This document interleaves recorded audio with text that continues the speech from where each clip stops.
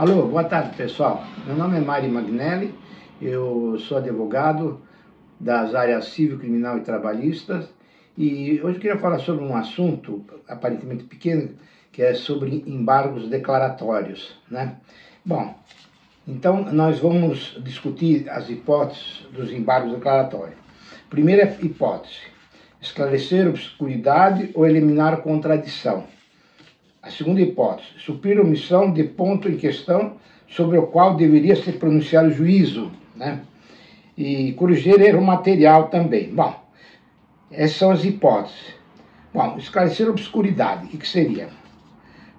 Obscuridade é quando uma sentença ela não está muito clara. Não é, então, a pessoa, às vezes, que lê a sentença, acaba não entendendo se é uma coisa ou se é outra. Então, entra com embargo declaratório.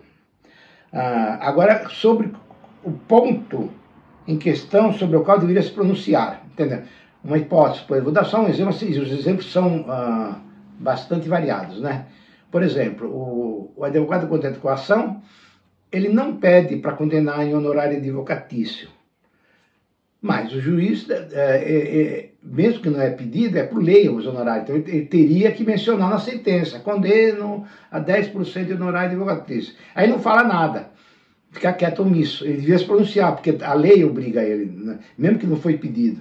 Então aí o advogado pode entrar com um recurso chamado de embargo de declaração. Esse é o exemplo da segunda hipótese, né? E corrigir era o material. Bom, era o material, sei lá, condena, vou dar um exemplo: condena a parte a pagar, que é 20% o máximo, né? De 10 a 20 honorário advocatício. Mas sem querer, lá na hora que a datilógrafa ia digitar a sentença, né? Ela põe, em vez de pôr 20, põe um zero a mais. Então fica 200% de honorário advocatício. Aí é absurdo, né? Isso não existe. Aí então cabe para. É um dos erros material, entendeu? E temos outras hipóteses, entendeu? Vamos dar mais uma hipótese, vai. Ele faz.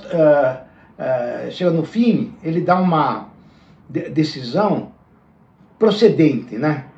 Mas todo o relatório e a fundamentação é baseado em uma sentença de procedência, ele dá improcedente.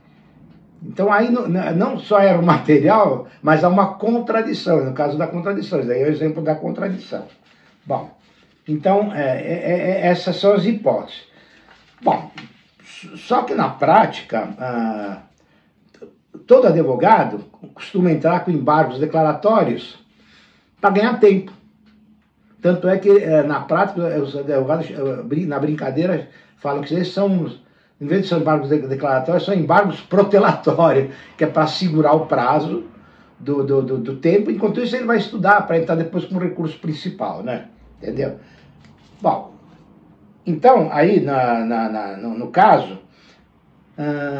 existe uma discussão: embargos declaratório é recurso ou não é? Essa é uma discussão já bem antiga, inclusive, desde o Código de 1973, né? Já havia dúvida se era recurso, se não é, né? Então, no fim, prevaleceu a tese que realmente é recurso. E nós podemos provar isso com alguns exemplos, que embargos declaratórios é realmente recurso. Bom, por que ele é recurso? Porque quando ele muda uma sentença, alguma coisa, a parte que iria recorrer tem que se basear na sentença prolatada de acordo com a lei. Se ele cometer algum erro, no caso, o juiz tem o dever de corrigir.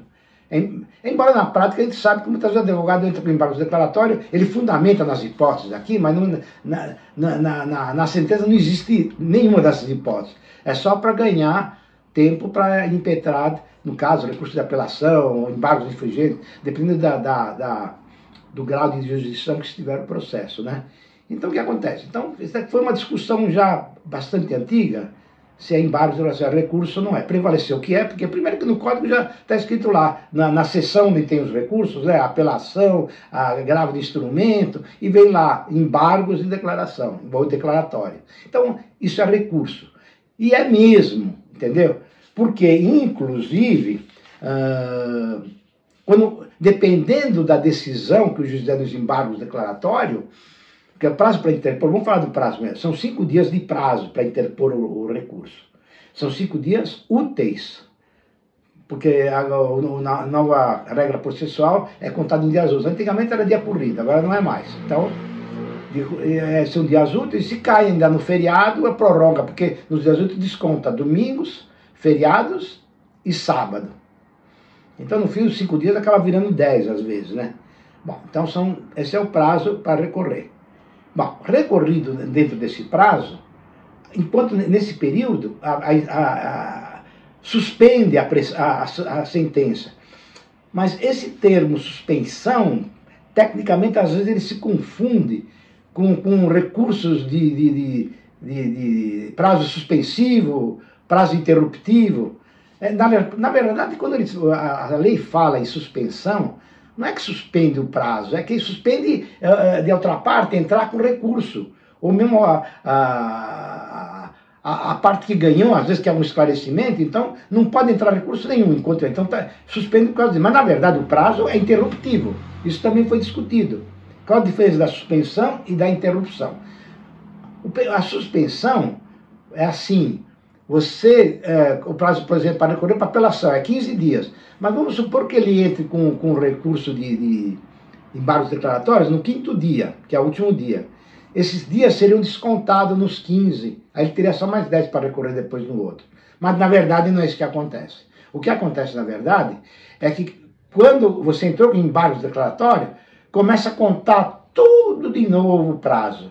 Por exemplo, apelação, 15 dias úteis para entrar. Aí depois que foi prolatada a sentença, foi publicado, a partir da publicação, começa a contar o prazo. Então, na verdade, tecnicamente, os prazos são interruptivos. Não é... Então, quando fala suspende, mas suspende ela dá um sentido diferente. Suspende porque não pode entrar com outro recurso enquanto isso.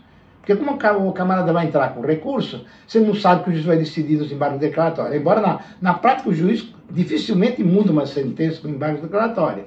Porque também a maioria dos advogados entram só para ganhar tempo, ele está explicando, e isso é uma realidade. Então, todas as decisões que nós temos falam que os embargos são infringentes. Infringentes porque ele quer modificar a decisão. E os embargos declaratórios não têm esse cunho de modificar a decisão. Embora existem algumas citações especiais que às vezes acabam mudando sim, entendeu? Por isso que depois que eles falam que a parte contrária tem 5 dias para apresentar as contra-razões. Mas na prática também não acontece isso, porque o juiz já interfere em limine. Ele manda... Não, tá tudo certo aqui. Ele que recorre contra o recurso, o problema é do advogado, mas ele já interfere. Bom, mas vamos supor, na hipótese de o juiz reconsiderar a sentença dele e modificar alguma coisa. Bom, se ele modificar alguma coisa, muda a sentença inteira. Então, essa decisão vai ter uma natureza interativa na sentença principal. Vai acrescentar. Diz que não modifica, mas às vezes esse acrescentamento acrescenta tanto que acaba mudando. Mas é muito difícil, são hipóteses muito excepcionais que na prática é difícil acontecer.